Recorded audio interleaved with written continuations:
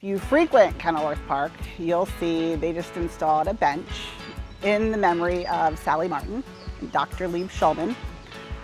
Dr. Shulman gave me the opportunity. I now own 10 units, all right next to my home, all because he took a chance on me 10 years ago and the relationship I built with him.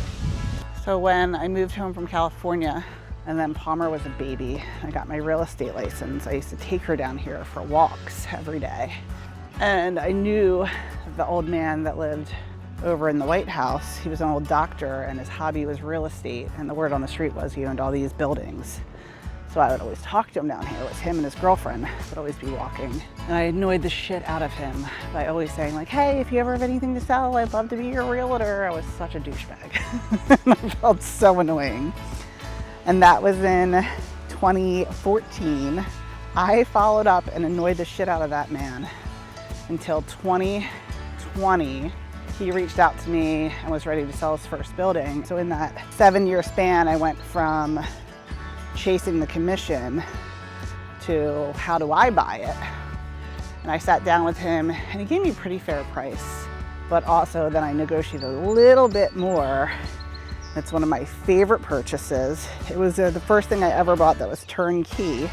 Bought that building for $800,000 and it just appraised for 1.4.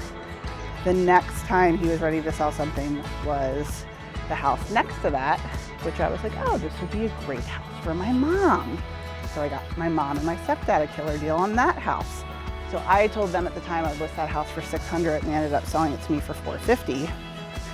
Then I called Crystal and I'm like, surprise, we're gonna buy this house. And we didn't know what to do with it. We didn't really want it. We then researched midterm rentals, and upstairs is a nice big 4-bedroom. The downstairs is a studio that we rent for $100 a night. The upstairs, we get anywhere from $6,000 to $9,000 a month. We absolutely crush it on this property. That man's girlfriend ended up passing away in December, and the family came to me. They're like, would you like to buy her house? And now I'm buying that house, even though I don't want to. But it's a really good deal, and I'm gonna rent that out.